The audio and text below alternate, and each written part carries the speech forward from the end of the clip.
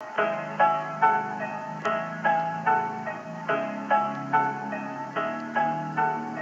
going on, everybody, and welcome back to the Tailgate. I am your host, Michael Quattromani, as always, and I am very happy to have you here. If you enjoy listening to what I say, then make sure to subscribe and turn on post notifications so that you never miss an upload. Also, make sure to check out the podcast on Spotify, if you get the chance, if you want to listen to my voice rather than see me.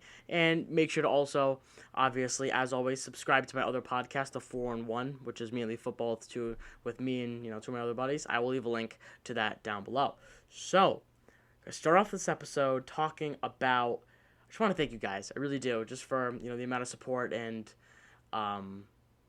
just positive feedback that I received from the first episode, because I was a little bit hesitant to post it. I was hesitant really to start the podcast because I just didn't really know how people were going to feel about it. But I just really appreciate all of the positive feedback. That's really just all I really want to preface, and I really appreciate all of you out there who just gave it a view, just gave it a chance. So hopefully you stick around. Hopefully you listen to my voice and listen to what I have to hear. So anyway, like I always say, just leave a like down below if you get a chance. It helps me out. And if you have any questions regarding things that you might want me to talk about, want my insight on, DM me, Snapchat me, text me, whatever it may be, and I can cover it hopefully in the next episode. Because after this one, I have a kind of a mixed bag episode coming out. It's just gonna really just be a bunch of questions that you guys out there have asked me, and I'm just gonna go rattle them off and give my opinions on them. So anyway, with all that being said, almost forgot, I got a new microphone. I've upgraded from the camera audio. I like it. I think the quality's pretty good, so hope you like it too. So this podcast is going to be about the top 5 most undervalued players in fantasy football. I'm just gonna give you my overall thoughts on just guys who are being picked in later rounds in fantasy drafts right now that I think should be picked in earlier rounds. And if I were you, I would target them in your drafts because I think that they are going to exceed their expectations this year. That's basically all it is. So I'm going to give you 1 quarterback, 1 tight end, 2 running backs, and 1 wide receiver. So I'm going to start off with the quarterback because he is the general of the field. And I'm going to start off with Carson Wentz. Carson Wentz, Philadelphia Eagles quarterback. He's kind of fallen off from the news, if I'm being honest. I mean, he was a big news topic, talking point in his rookie season, but he's kind of dropped off because the injuries and the lack of receivers last season. But we're going to get into it. So right now, Wentz is being drafted in the 10th round of fantasy drafts this year. His average ADP. ADP stands for average draft position. That's in the 10th round. And he is the 12th ranked quarterback out of all quarterbacks for fantasy. And I want to go back to last season, right? So last season, his top 3 receivers were Alshon Jeffrey, Deshaun Jackson, and Nelson Aguilar, right? Those 3 guys missed a combined 24 games last season. 24 games those guys missed. And he still finished as a top 8 quarterback in points last year. That's just miraculous to me. I mean, his top 3 guys missed 24 games, and he still finishes as a quarterback 1. A low end, obviously, or maybe an extremely high end quarterback too. I mean, that's really good. Wentz threw for 4,039 yards last year, which ranked him in 9th in the NFL, which, again, top of the NFL, very solid. He had 27 passing touchdowns, which was 5th in the NFL, and he only had 7 interceptions. I mean, he had a good year. The Eagles get a lot of flack, but it was mainly just their secondary, which did come back in the second half of the season, but I just think, they had a relatively tough schedule, and they just couldn't get it done when they had to. But fantasy-wise, Carson Wentz was a very solid quarterback. I mean, you got to remember, this was arguably the worst wide receiver core in the NFL, right? I mean, the Eagles added rookie receiver Jalen Reagor in the first round, guy at TCU. I think he's going to be really good. And I think that he's one of those wide receivers in this draft that I think that he's going to make a positive impact right from the start. Right from week 1, I think he's going to be good. I mean, now that I think about it, they're not going to have preseason or training camp or OTAs. All right, I'm going to step back a little bit. By week 9, right, halfway through the season, if we do have week 9, I think that Jalen Reagor will be a very solid receiver. Just give him time to warm up because that's one thing that rookies are going to have trouble with is obviously adapting to teams because it's a shortened offseason. Not shortened offseason, but shortened just practice time, I guess, to put it that way. We don't really have a preseason. So I think rookies are going to take a little bit of time to adjust. But anyway, Jalen Reagor added to the Eagles in the first round, along with 2 other receivers that they added through the draft. And they also picked up free agent wide receiver Marquise Goodwin, who was previously on the 49ers. So you pair up, first rounder Jalen Reagor with a healthy Deshaun Jackson and a hopefully healthy Alshon Jeffrey. He has Liz Franken in his foot, which isn't good because it can be career altering for wide receivers. But players have done it before. If he comes back from that, I think he could be a fantastic receiver. I've always thought he was been underrated. But yeah, so remember, they still have Zach Ertz, they still have Dallas Goedert, which makes a really fantastic tight end duo, if not top of the NFL. I mean, there are not a whole lot of teams that have one solid tight end. To have two is a very rare occurrence in the NFL. So I think the Eagles having that just gives them an edge over a lot of teams, just game plan wise, but fantasy wise, it's a whole different world. I mean, Miles Sanders, a great, fantastic receiving threat from the backfield, especially hopefully in his second season. He takes a step up from his tremendous first year. I mean, nobody thought that he was going to play as good as he did. And I just think you should watch Carson Wentz finish as a top 8 quarterback this year. I think that he has the whereabouts to do it. I think he's getting his weapons back. And if he can remain healthy for all 16 games, which is a big if because we've seen, torn ACL, MCL injury. It's not promising, but I think you got to take the risk on Carson Wentz because he has the potential to be a really good quarterback. And in my opinion, I think he has the chance to finish as a top 5 quarterback in fantasy this year. So, with that being said, I'm going to move on to my tight end, one of my top 5 undervalued position players in fantasy football, Jack Doyle. Jack Doyle, tight end for the Indianapolis Colts. Doyle right now is being picked in the middle of the 14th round, which is the second to last round in fantasy football, which is nuts. I mean, in my opinion, Jack Doyle is the most underrated tight end in the NFL. Plain and simple. I think that he does not get enough credit for his blocking ability and his catching ability. Just plain and simple. I mean, he's a really good tight end, but his skills were just overshadowed by Eric Ebron. Really just, for all intents and purposes, kind of for like his entire career. I mean, he had like one good season where he was fantasy viable, but for the most part, he's really just been in Eric Ebron's shadow. But not anymore. Eric Ebron shipped off to Pittsburgh. He's going to be the number 1 guy in Pittsburgh. And Doyle, now the number 1 guy in Indianapolis. And this is really, really good. I mean, we saw last year the immediate impact he had when Ebron was hurt. So before Ebron was hurt, Doyle ran 19 routes per game, which is like middle of the pack in the NFL for tight ends, towards the top for backup tight ends. But when Ebron was hurt, Doyle ran 27 routes per game, 8 more than when Ebron was healthy. And that may seem obvious. I mean, obviously, Doyle is the top guy there, so he's going to play more. But you wouldn't think that much more, right? Another important thing is that Phillip Rivers is now going to be throwing passes to Jack Doyle. So you might be asking yourself, Michael, why is that so important, right? Well, we saw that Phillip Rivers, we saw what he did to Antonio Gates. I mean, he made him a fantastic tight end, probably going to be in the Hall of Fame, right? And we saw what he did to Hunter Henry his first 2 seasons. Hunter Henry is now not only a really good tight end, but a very fantasy viable tight end that I'd be surprised if Justin Herbert or Tyrod Taylor, whoever starts week 1, doesn't make a focal point of their offense. Personally, the Colts don't have a loaded offense, right? Outside of T.Y. Hilton, who is shaky from time to time, they drafted Jonathan Taylor, have Marlon Mack, but those are running backs. They don't really have another receiving threat. I mean, they drafted a wide receiver in the second round, but Doyle's the second guy there. And I think you should expect Doyle to be a top 12 tight end this year. And that's not crazy. I mean, the stats last year, if you look at them, probably don't speak to what I'm saying, but you have to add all the variables together. I mean, Doyle, now the number 1 guy. Phillip Rivers is that quarterback who targets tight ends a lot.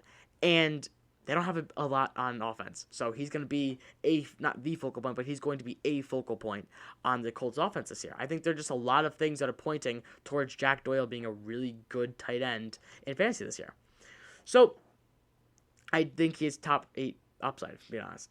So, for my first running back out of my 2, probably personally my favorite pick out of the 5, I have Kareem Hunt. Kareem Hunt right now, again, kind of like Carson Wentz, just kind of, going, under wraps, just not being the biggest news point. But Kareem Hunt, middle of the 6th round right now, where he's being picked.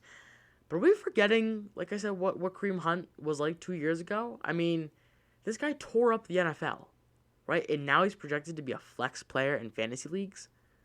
It just doesn't sit well with me. And I'm just going to ask you a little rhetorical question. What is the biggest thing in Kareem Hunt's way? Nick Chubb, right? That's pretty obvious. I mean, Nick Chubb is almost led the league in rushing yards last year. Derrick Henry just tore up the NFL in the last quarter of the season. That's really last half of the season, and he took that. I think Nick Chubb might have been second or third. He's a fantastic running back, and he's probably going to finish top 7 in the NFL this year for rushing yards again. But I think there's plenty of room for Kareem Hunt to be a running back too in the 2020 season. So Hunt averaged 10 touches per game last year over the last 8 games of the season, because that's where he was suspended for the first until week 9. So for the last 8 games of the season, he averaged 10 touches per game. Chubb averaged 19 touches per game over the same period, last 8 games of the season. So Chubb basically averaged double what Hunt had, right? Chubb averaged over the first 19 games. Over the first 8 games, he averaged 19 points per game, which is very, very good. Over the next 8, he only averaged 12.9. That's 6.1 less. That's a lot, right? And the only uncommon variable there is Kareem Hunt being added to the offense. And he took a 6 point as a touchdown less per week that Nick Chubb took in a hit. Kareem Hunt, compared to the 12.9 that Chubb had 12.6 over the last 8 games of the season. That's only 0.3 less than Chubb on 9 less touches per game. Hunt also outscored Chubb in 6 out of the last 8 games of the season last year. That's nuts. The number 1 running back there is Chubb, but Hunt outscored him in 3 out of every 4 games last year. I think that in itself just says that you need to target Kareem Hunt. I'm not saying you draft him over Nick Chubb, but if you're going to target either of them, I would go for Hunt. I wouldn't draft Chubb in the first or second round, knowing the impact that Kareem Hunt has on not only the Browns, offense as a whole, but just taking away from Nick Chubb's touches. I on a 16-game average of games where Hunt touched the ball more than 11 times, he would have had 249 points, which puts him at 9th in the NFL for running backs. That's an RB2. That is a running back 2, maybe even a very low-end running back 1. Kareem Hunt is going to be used a lot like Austin Eckler in San Diego when Melvin Gordon was there. Remember last season, before Gordon was holding out, Eckler was a fantastic running back. Then Gordon came back, and Eckler, still a fantastic running back. He, just carved out a role in the offense. And I think that that's what Kareem Hunt is going to do too, because if you don't know, Kevin Stefanski is now the new coach of the Browns.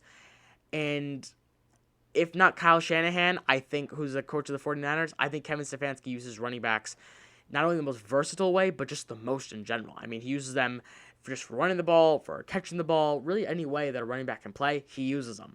So I think that with a new head coach, I think Kareem Hunt has the absolute ability to finish as a top 15 running back this year.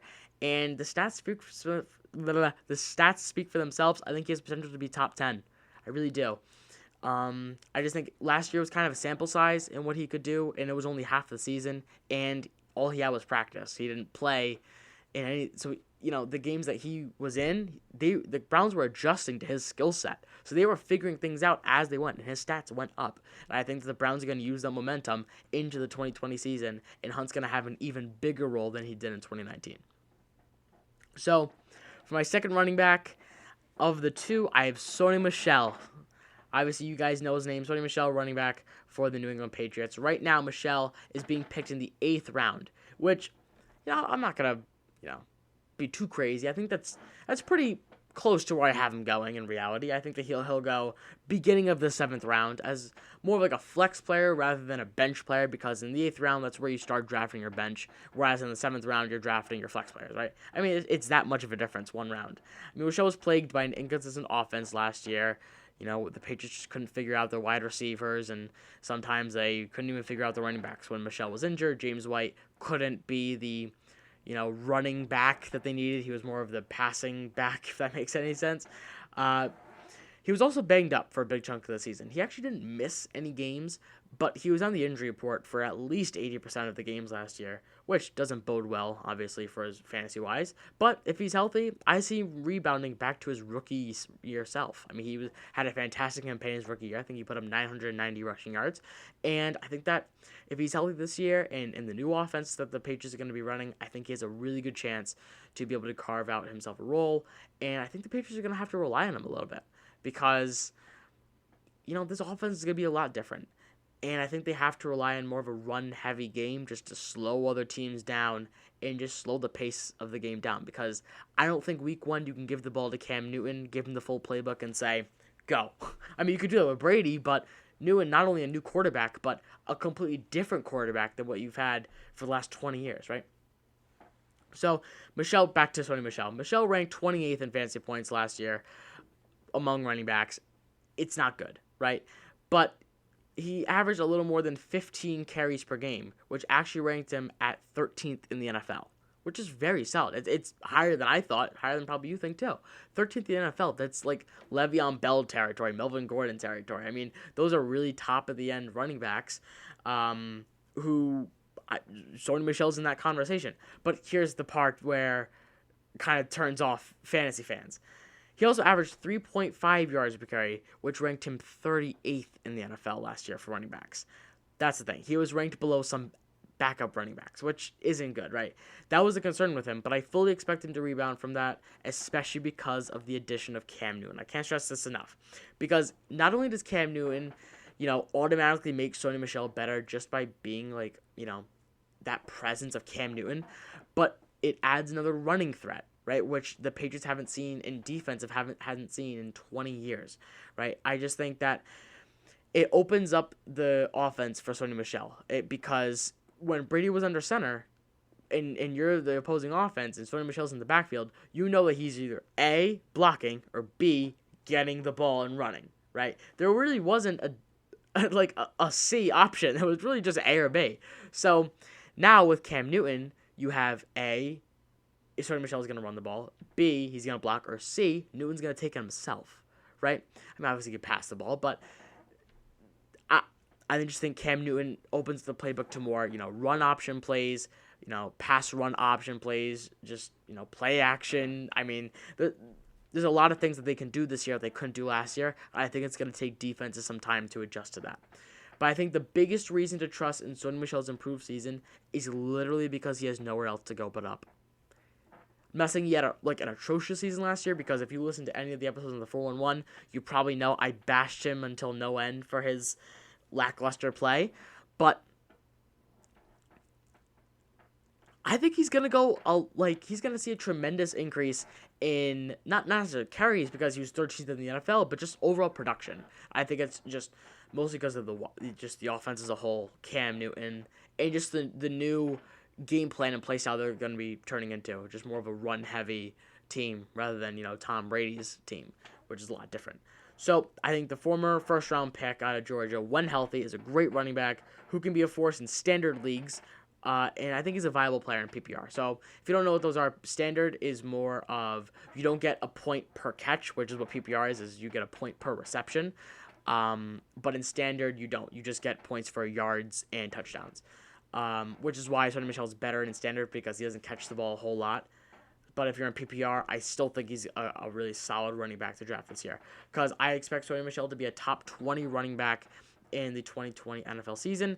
I think he has top 15 upside. If the Patriots play their cards right and Sony Michel comes back as a really viable player, then I think that Sony Michel can be a very solid fantasy player.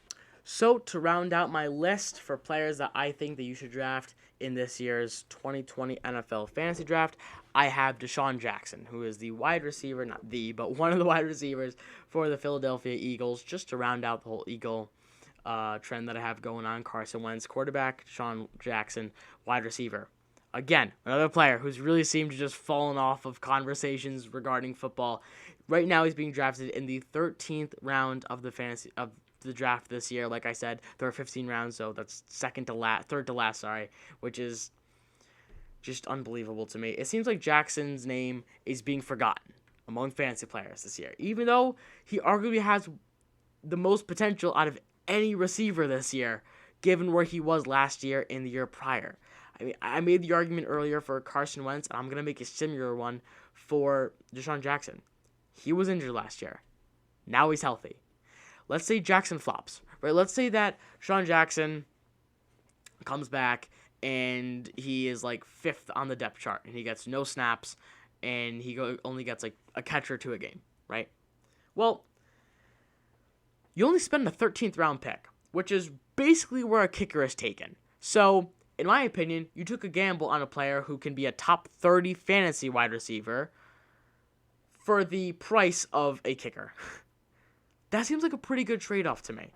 In his last full season, Deshaun Jackson averaged 12.6 points per game, and that was with Tampa Bay, a completely different offense, which, as we know, was just ridden with wide receivers. Mike Evans, Chris Godwin was on the rise. O.J. Howard was actually a good tight end that year, and Jameis Winston couldn't take care of the football.